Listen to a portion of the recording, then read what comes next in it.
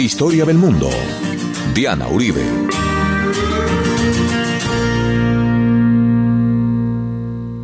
Buenas, les invitamos a los oyentes de Caracol que quieran ponerse en contacto con los programas, llamar al 338-0039, 338-0039, o escribir a info@lacasadelahistoria.com, info@lacasadelahistoria.com, o consultar nuestra página web www.lacasadelahistoria.com.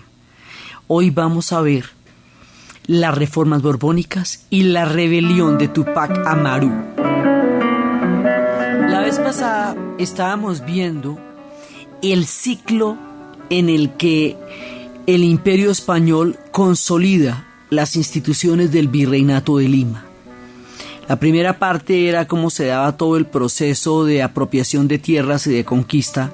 La segunda parte era cómo se daba el proceso de institucionalización y de hispanización del mundo indígena. Como el colonialismo es como una especie de plantilla que trae una visión y la superpone sobre la visión que existía en el mundo a donde llegan. Ese esquema de civilización barbarie, ese esquema del eurocentrismo, se va a reflejar en la forma como se sustituyen los valores existentes en la tierra donde ellos llegan y se sobreponen los valores con los que ellos llegan. Entonces habíamos visto cómo desde el principio pues las comunidades, las propiedades comunales de la tierra se vuelven propiedades de encomiendas, como cuando encuentran las minas de Potosí va a haber una explotación impresionante desde el punto de vista del Imperio Español. Las minas de Potosí van a ser la mayor fortuna que se le pueda parecer, y lo mismo las de Guanajuato y Zacatecas en México.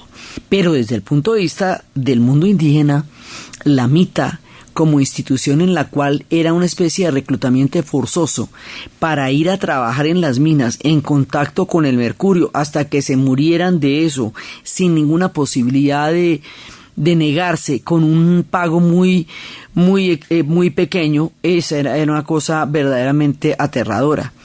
Entonces hay como todo un choque cultural. Una de las cosas que pasa con el choque cultural también es que empiezan a prohibir alimentos, el cultivo de la quinoa, del amaranto, de la chía. Todas estas semillas no se van a poder cultivar, no porque explícitamente las prohíban, sino porque en la medida en que las tierras queden en manos de los encomenderos y no en manos de los incas, entonces no se van a volver a cultivar, porque con ninguna de estas semillas se puede hacer pan. Y el pan es el alimento sagrado, porque era un proyecto religioso. Entonces el trigo es de donde sale el pan, y el pan tiene el acervo religioso dentro del pan y del vino. Entonces las semillas con las cuales no se podía hacer pan no eran semillas sagradas, porque lo que era sagrado era aquello que producía el pan, de acuerdo con el esquema católico y bíblico con el que venían los españoles. Entonces esto va a hacer que durante un tiempo estas semillas no se cultiven, se volverán a cultivar después. ¿Y por qué era tan importante la quinoa? Porque la quinoa y la papa son las únicas semillas que crecen a más de 2.500 metros de altura, y era donde estaban todas las alturas de los Andes. Entonces hay una transposición de los alimentos, hay una transposición, una superposición de los valores, ese sistema de castas que habíamos visto la vez pasada. Todo esto es la parte del proyecto colonial de suplantar una cultura por otra. Entonces habíamos visto que por un lado están las consecuencias culturales, por el otro lado está la institucionalización para impedir que los encomenderos tomaran rienda suelta de los dominios y las riquezas de estas tierras. Todo eso va a ocurrir en tiempos de los Austrias. Es decir, la sucesión es la siguiente: Juana la Loca y Felipe el Hermoso. Juana la Loca, la hija de la reina Isabel y del rey Fernando de los reinos de Castilla y Aragón, se va a casar con Felipe el Hermoso, hijo de los Austrias. Cuando uno va a Madrid, le hablan de un Madrid de los Borbones y de un Madrid de los Austrias. Quiere decir que dos casas dinásticas gobernaron el Imperio Español, una de los Austrias y más adelante otra de los Borbones. Entonces, lo que va a pasar es que en la época de Carlos V, porque la vez pasada habíamos hablado de la nao de Manila, de Filipinas, de la piratería, de todo lo que significaba el monopolio, el comercio, el imperio que llegaba hasta el punto donde no se ocultaba el sol, todo eso lo dijimos la vez pasada. Entonces resulta que este Madrid de los Austrias, esta corona española en manos de los Austrias, es la que va a consolidar el virreinato y que le va a dar a Lima toda la importancia que Lima llegó a tener. Pero, y todo iba bien, o sea, lo que pasa es que ellos se desgastan también, digamos, como hemos dicho, la colonia tiene muchos ciclos. Eso va cambiando de una época a otra, o sea, el tiempo del Imperio Español es un tiempo cambiante, es un tiempo dinámico, eso tampoco es tan estático como uno se lo imagina porque uno solo lo ve en cuadros y en pinturas, pero no, eso va cambiando. Entonces hay un momento en el tiempo de los Austrias en que el dominio de los Austrias se empieza a desgastar. Empieza a haber un montón de problemas, hay problemas de tributación, hay problemas de corrupción, hay problemas en que las leyes no se están cumpliendo. Esos problemas de la dupla de un imperio de ultramar tan lejano se hacen un poco más agudos con el tiempo y es necesario reformar y digamos como actualizar todo lo que es el contenido del imperio en América.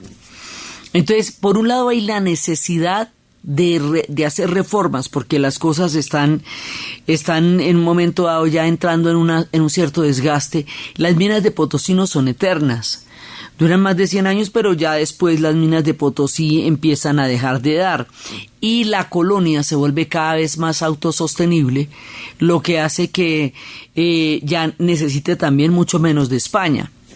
Entonces resulta que en toda esta dinámica va a pasar que Carlos II va a morir, Carlos II de los Austrias. Entonces la vuelta nos queda de esta manera. Carlos I de España es el mismo que llamamos Carlos V de Alemania, aquel en cuyo imperio no se ocultaba el sol, el hijo de Juana la Loca y Felipe el Hermoso. Luego viene Carlos II. Cuando Carlos II muere, Carlos II no va a dejar descendencia. Y al no dejar descendencia, deja un vacío de poder. Y ese vacío de poder va a llevar a una guerra. La guerra por la sucesión del trono español, que la mencionamos cuando estábamos en la historia del Canadá. Pero aquí, pues por supuesto, va a ser muchísimo más influyente. Entonces se produce una guerra de unos 13 años en la cual está metido todo el mundo. Sí, está metida España, está metida Francia, está metida Italia, está metido Portugal, todo el mundo por la sucesión del trono, porque resulta que la sucesión del trono por la vía de la cantidad de parentescos que hay entre la nobleza le concierne a todos. O sea, todas las coronas están de una u otra manera en la condición de poder reclamar el trono de España. Por eso va a haber una guerra grande que se llama la Guerra de Sucesión. Finalmente esta guerra la van a ganar los Borbones y la va a ganar Francia. Entonces aquí se acaba la dinastía de los Austrias y empieza la dinastía de los Borbones. Pero los Borbones tienen una corona en Francia, o sea, es la misma casa dinástica que está en dos países, son los que ganan la guerra. Entonces aquí vamos a tener una dinastía y en Francia todos los Luises, Luis XIV, Luis XV, Luis XVI, ¿sí? Y es en esa época cuando se empieza a dar el proyecto del absolutismo monárquico y también de la Ilustración en Francia. Entonces aquí hay un cambio de frecuencia, hay un cambio de señal, porque la casa dinástica ya obedece a otros ejes distintos a los de los Austrias. Entonces de los Borbones viene primero Felipe V, luego Fernando VI, luego Carlos III. Después de Carlos III viene Carlos IV y Fernando VII, que son los que van a tener el tema con Napoleón y José Bonaparte y todo eso, ya en el tiempo en que van a empezar los movimientos de juntas. Pero ahora viene Felipe V y Fernando VI, y es en la época de Carlos III, Borbón. Se llama Carlos III para tratar de entroncar con Carlos II de los Austrias, aunque este ya es de otra casa dinástica, pero como para mantener una línea de continuidad con el trono anterior que tenían los españoles. Ese man va a hacer las reformas. O sea, Carlos III Borbón, de la nueva casa que acaba de llegar a España, que acaba de ganar la guerra de sucesión al trono español, va a empezar a hacer una cantidad de reformas. Las reformas que ellos van a hacer se conocen con el nombre de las reformas borbónicas. ¿Por qué las hacen los Borbones? Estos mismos Borbones que nombran Bourbon Street en Nueva Orleans precisamente por Luis XIV, que es el Borbón, todos esos mismos Borbones. Entonces aquí viene otra dinámica de la historia. Por un lado está el absolutismo y por el otro lado aquí empiezan a hacer una serie de cambios. Digamos, en el tiempo de los Austrias se había dado la posibilidad de que mestizos y criollos pudieran acceder a los cargos altos mediante prebendas y dinero. Aquí va a haber una cosa: todos los mestizos y los criollos los van a quitar de los altos cargos y van a volver a dárselos solamente a los peninsulares, porque se considera, con todo este tema de las sangres que estábamos viendo la vez pasada, que los nacidos en América ya la sangre está manchada porque están nacidos en América, porque los de la sangre pura son los que son nacidos en España, los peninsulares. Entonces, lo primero que hacen es barrer de los cargos públicos y sobre todo de los altos cargos a todos aquellos que sean mestizos y que sean criollos.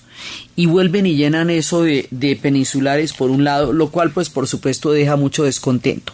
Por otro lado, como las minas ya no dan, aquí hay que conseguir billete porque esta gente se va a meter en un montón de guerras de aquí en adelante. Entonces lo que van a hacer es que van a clavar una mano de impuestos. O sea, la corona la van a mantener a base de impuestos. Entonces esos impuestos van a ser, por ejemplo, el de alcabala, que era un impuesto a las ventas, haga de cuenta el IVA, y el impuesto de estancos a los licores, y se van a establecer sistemas de aduanas. O sea, lo que van a hacer los Borbones es una tributación mucho más onerosa en términos de la cantidad de que se pagan impuestos y mucho más eficaz en términos de la recolección de impuestos, porque la manera de sostener el imperio y el montón de guerras en las que se van a terminar metiendo va a ser a través de los impuestos que se cobren en América. Para cobrar estos impuestos también van a hacer unas reformas administrativas. Esas reformas administrativas subdividen los virreinatos. Entonces, por ejemplo, el Alto Perú ahora nos va a quedar en el virreinato del Río de la Plata.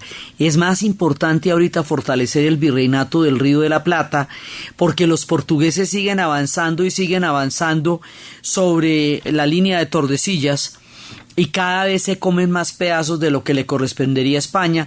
Por eso consideran importante fortalecer Uruguay, el Montevideo, lo que es Montevideo y Buenos Aires, y ya la plata de Potosí no sale por el Callao, sino que va a salir por el Río de la Plata, porque van a fortalecer esa parte del virreinato. Ahí es cuando también arman el virreinato de la Nueva Granada.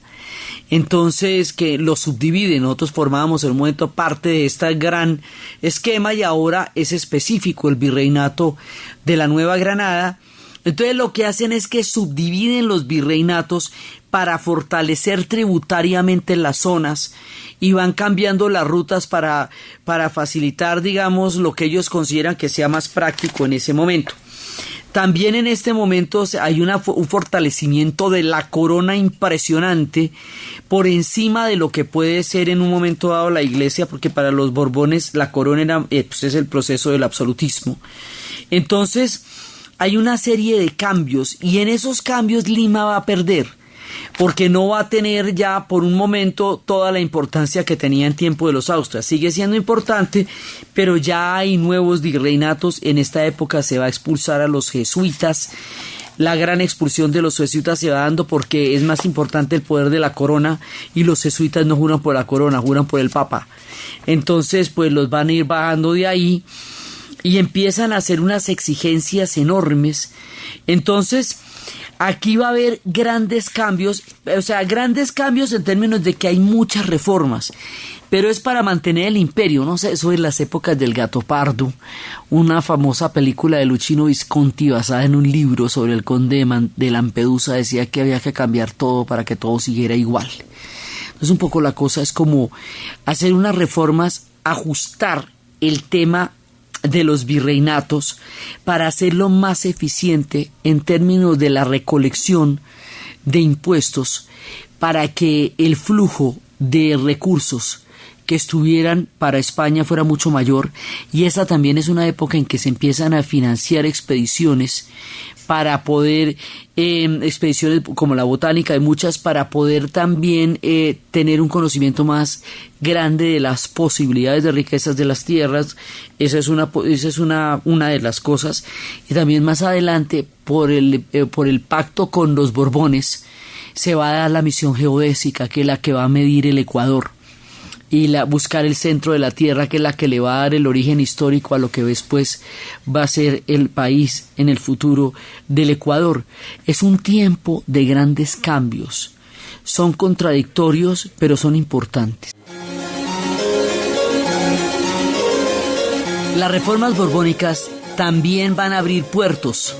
Se cae el monopolio que era impenetrable, que era el que había justificado toda la piratería, y empiezan a abrir puertos, y ya el Cabo de Hornos se vuelve mucho más navegable, lo que le va a dar una importancia grande a Valparaíso. O sea, se equilibran las cargas que antes estaban solamente sobre Lima, sobre el Callao. Ahora hay otros centros que empiezan a tener una importancia en estas reformas borbónicas, y por la apertura de los puertos al comercio con el mundo, empiezan a entrar las ideas de la Ilustración. Y las ideas de la Ilustración sí van a llegar a Lima, como no llegaron a México, en la medida en que en Nueva España había un desprecio muy profundo de la Ilustración por el mundo mestizo mexicano, que era tan grande, tan arraigado, mientras que en Lima sí van a llegar las ideas de la Ilustración, y se va a dar un clima intelectual diferente, que por un lado permite ensanchar todo el universo intelectual de Lima, y por el otro lado desconoce derechos que los mestizos y los criollos ya habían tenido y no van a tener con esta manera como los peninsulares vuelven a tomar, digamos, la parte más importante de los altos cargos. Entonces aquí hay una gran cantidad de cambios, y las reformas borbónicas, en su carácter contradictorio, que por un lado son progresistas, pero por el otro lado clavan a la población, además los ponen a sostener guerras que no son de ellos, a sostener a los tercios españoles que estaban en guerra con medio mundo. Pues yo de qué me suplo, imagínate yo por acá, como por qué hago sosteniendo guerras de los tercios españoles, guerras con Flandes, guerras con un montón de gente que no tiene nada que ver conmigo. Entonces las reformas borbónicas fortalecen la estructura administrativa y tributaria del Imperio español, pero permiten la llegada de las ideas de la Ilustración, pero a la vez hacen que sea mucho más difícil la situación para la gente acá, porque están muchísimo más cargados de impuestos, porque tienen mucho menos ascenso social, menos posibilidades de ocupar cargos a los que antes sí tenían acceso. Cambia los centros administrativos, lo que quiere decir que gente que tenía poder en la antigua administración ahora no lo tiene. Las reformas borbónicas son un escenario fundamental, porque va a ser en el resto de la América el marco donde se va a dar condiciones importantes para lo que próximamente va a ser el proceso de la independencia.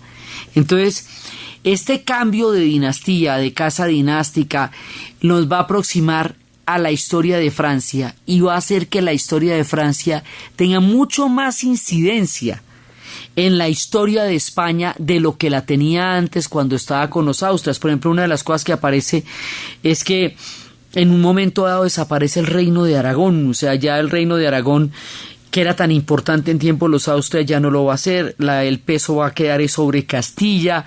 O sea, hay una gran cantidad de cosas que van a cambiar. Esta guerra va a terminar con la paz de Utrecht, y la paz de Utrecht es la que termina la guerra de sucesión al trono, que es la que da marco a todas estas reformas. Entonces, cambia todo el escenario en España, y ese escenario cambia el escenario en América. Y ese cambio de escenario va a producir efectos que van a llevar a grandes rebeliones. Y esas rebeliones son las que vamos a ver después de la pausa. Para los que creen que los libros no cambian la historia y que solamente son letras escritas, aquí hay una anécdota importante. Resulta que un libro que se había publicado en 1690, que se llamaba El relato o comentarios reales del Inca Garcilaso de la Vega, se va a volver a reeditar en estas épocas. La reedición de ese libro, que cuenta la historia de cómo era la sociedad inca, trae a la memoria un orden mucho más justo, una época de un imperio que contaba muchísimo más con la gente. Precisamente en esa época la quinoa era la seguridad alimentaria, era la que tenían en los hilos, era la que era para todo el mundo. Acordémonos que la estructura de los incas era una estructura de manutención para todos y tenía un nivel de distribución bastante equitativo. Algunos lo comparaban con el socialismo porque realmente le daba a todo el mundo manutención. Entonces, esta historia recuerda órdenes más justos. En el momento en que las reformas borbónicas han puesto el tema del tema tributario de una manera ya muchísimo más agresiva, lo que va a generar muchas rebeliones, muchas, no nos vamos a detener sino en el Perú, pero esto aquí van a ser los comuneros y va a ser muchas rebeliones, van a ser porque pues un tema que desangra a la gente. Entonces, recordando tiempos mejores, con una memoria histórica que no se ha perdido, los incas no han desaparecido. Los incas quedaron bajo la hegemonía de otro imperio, pero no desaparecen como población. Sigue habiendo una élite inca que va a ser educada de una manera especial, que tiene una memoria histórica, y dentro de eso hay dos personajes. Uno que se va a llamar Juan Santos Atahualpa y otro que se va a llamar Tupac Amaru. Y esos van a ser unas rebeliones de Padre y Señor Nuestro. Entonces Juan Santos Atahualpa, Apu Inca Huayna Capac, él se rebautiza con todos los nombres del Apu. Se acuerda que el Apu era este personaje que tenía una deidad, que podía ser también un tema de la naturaleza, una personificación.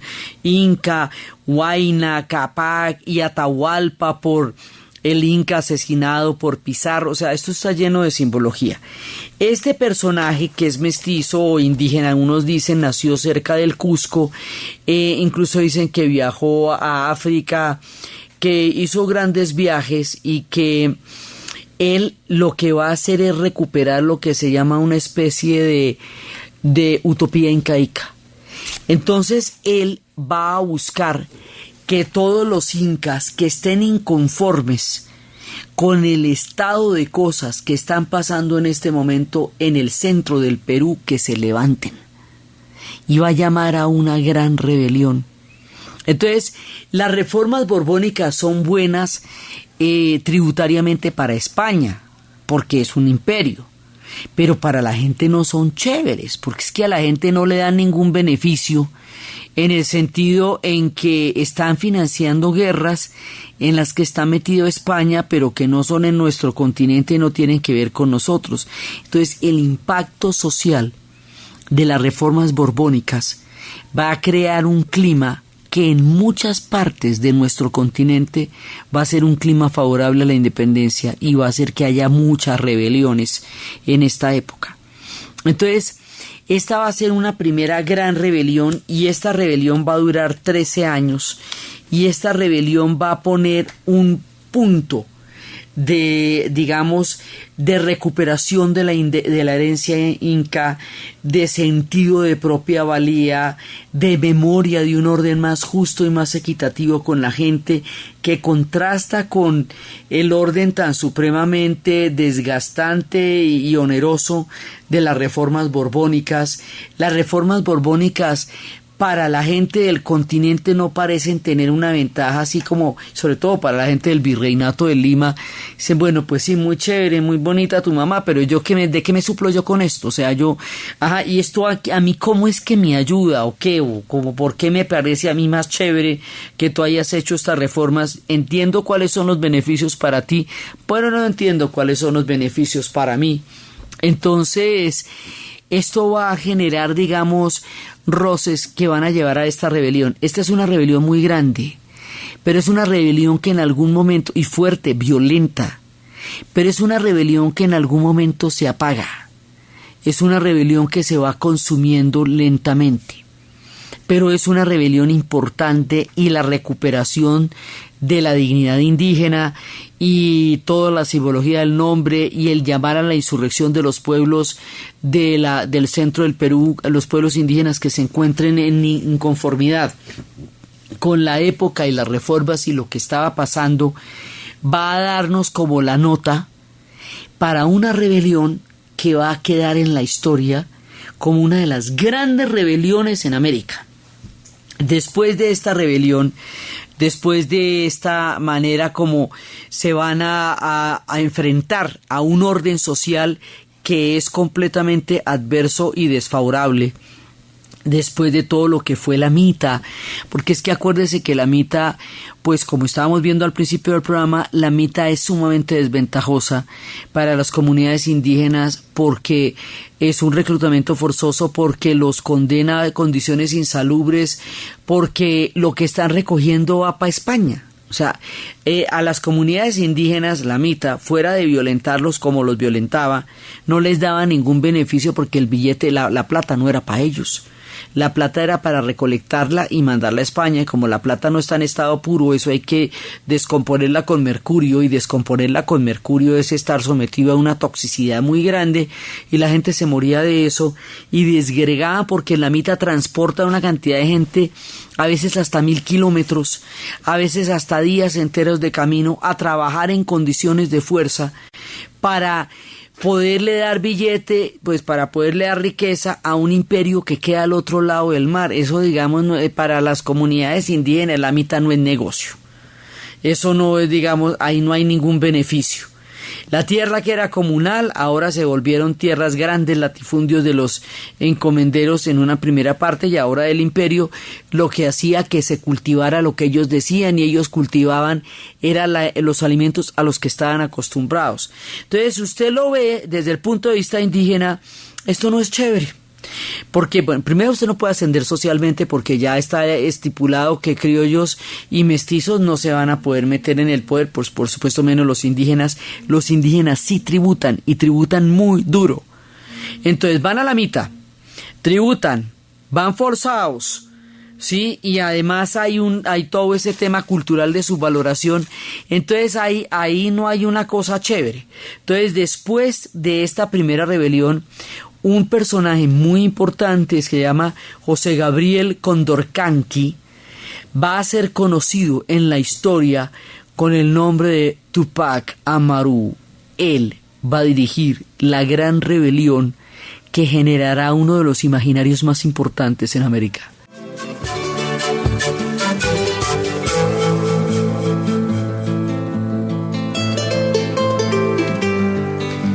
Tupac Amaru, que traduce serpiente real, es un terrateniente indígena, digamos, dentro de los que todavía pudieran mantener algún tipo de privilegios. Él nació cerca de Cusco en 1738 y la rebelión la va a hacer en 1780 contra la opresión económica para el pueblo y en las condiciones en las que estaban.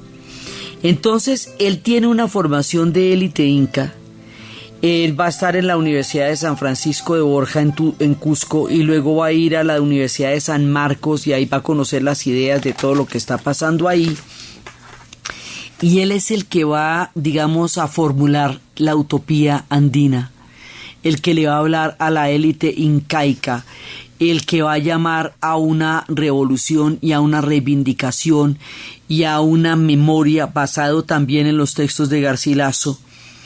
Y va a acuñar un ejército grandísimo y va a llevar a toda la gente que está descontenta, que ya se había producido en la rebelión anterior, pero que lo va a seguir ahora, y él va inclusive va a tomar a uno de los funcionarios, lo va a apresar, lo va a juzgar y lo va a decapitar por corrupto, y va realmente a tomarse una serie de poderes, una recuperación del mundo indígena. O sea, lo que él quiere es volver a la hegemonía de los incas, es derrocar el orden español y devolver a los incas, porque inclusive se hablaba del mal, viva el rey, abajo el mal gobierno. O sea, no era romper con la corona de España, sino era romper con todo el sistema, digamos, de corrupción y de opresión que el imperio generaba en su práctica en América, y volver a recuperar toda la dignidad y el orgullo del mundo incaico.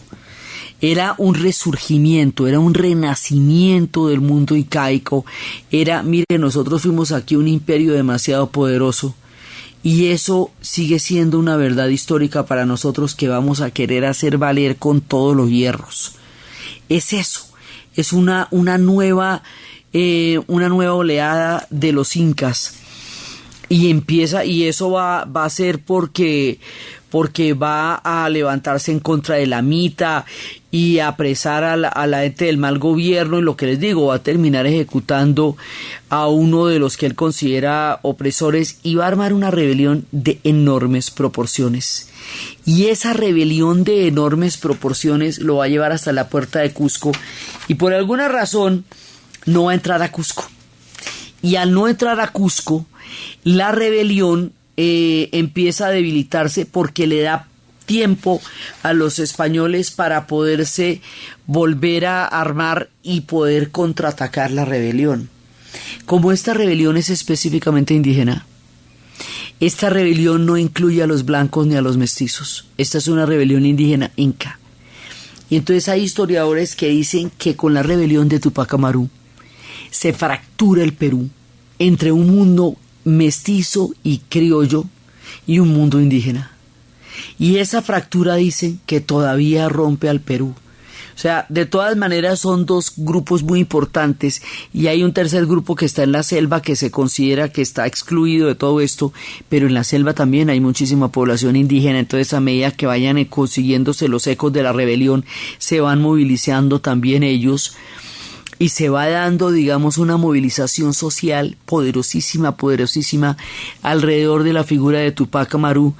De la figura del nombre Tupac Amaru viene el nombre Tupamaro, y los Tupamaros serían una guerrilla que entre 1970 y 1972 estuvieron en el Uruguay, y uno de los miembros de esa guerrilla, que después se desmovilizó, sería el presidente del Uruguay, Pepe Mojica, uno de los hombres más sabios que hemos tenido en la historia reciente de América Latina. Y Tupamaros también es un grupo musical entre nosotros, pero fundamentalmente la memoria viene por la rebelión de Tupac Amaru, y la figura es de un poder que uno de los raperos más grandes que ha habido en la historia del rap se llamaba Tupac.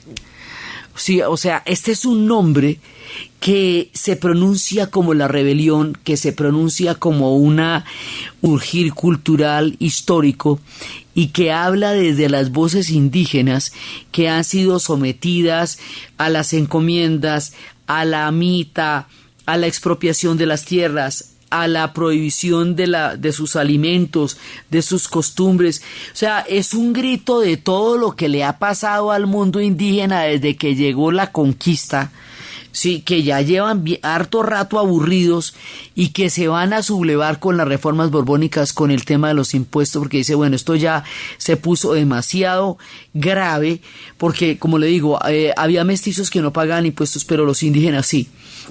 Entonces dice, bueno, esto no se va a poner más chévere, pero sí se va a poner peor. Entonces esto es un grito antiguo, profundo, poderoso, enorme, que va a ser esta gran rebelión. La rebelión como tal dura un año, pero alcanza a dar una lora, porque en 1781 lo cogen. Pero alcanza a generar un eco tan importante en la historia del Perú, que es todavía una rebelión que está en la memoria presente. O sea, aquí se construye un imaginario de una utopía incaica, un imaginario de una recuperación de una cultura y una civilización enormes que se vieron sometidas a un cambio de hegemonía brutal, un reconocimiento de todo lo duro que ha sido esto.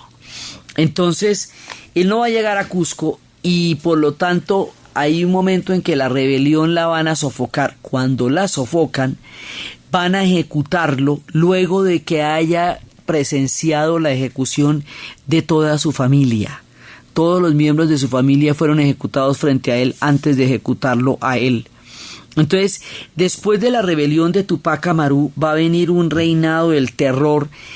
Mire, van a hacer cosas como el quintado, y es que todas las poblaciones que tomaron parte en la rebelión van a formar a los hombres, y de cada 5 hombres se ejecutan a 1. De cada 5. En tiempos del Imperio Romano, cuando una legión era derrotada o cuando iban a ver una población la diezmaban. Quería decir que mataban a 1 de cada 10. Diezmar una legión, que era uno de los castigos más grandes que se podía hacer, era matar 1 de cada 10. Por eso se llamaba diezmar. Pues esto es el quintado. Ni siquiera es 1 de cada 10, es 1 de cada 5. Empiezan a matar a 1 de cada 5, prohíben absolutamente los textos de Garcilaso de la Vega, la palabra inca no se puede volver a pronunciar, los vestimentas de los incas quedan totalmente prohibidas, la persecución contra toda la cultura incaica va a ser terrible porque se considera que esto fue un episodio de terror. Eso es otra de las, digamos, de los aspectos de inversión de valores que significa el colonialismo. La imposición de un régimen sobre otro se considera civilización. La rebelión contra esa opresión se considera traición. Entonces, eso, digamos, para un lado, es como la ley del embudo, lo ancho para ellos, lo angosto para uno. Entonces, aquí va a venir un tema de represión que un poco nos hace recordar el tema de cuando los clanes escoceses fueron eliminados en Escocia, en la Highland, que prohibieron los kilt, las faldas escocesas, que se los declararon ilegales, se le podía disparar a cualquier escocés que anduviera con faldas, prohibieron a los clanes, y esa fue la desintegración de la Highland en una batalla que ni siquiera los ingleses quieren reconocer que tuvieron porque fue terrible. Es cuando se persigue una cultura. Y además uno de los obispos dijo que esto había sido una rebelión que era una rebelión que fracturaba, una rebelión que estaba basada en los textos de Garcilaso, y por eso es que los van a prohibir. Digamos, la declaran una traición, la declaran una rebelión imposible, y esas palabras del obispo en ese momento van a justificar este régimen de terror que va a venir. La declaran la guerra de castas, de los individuos contra los blancos y los mestizos, y esa declaración de la guerra de castas en torno al levantamiento es lo que fractura el Perú.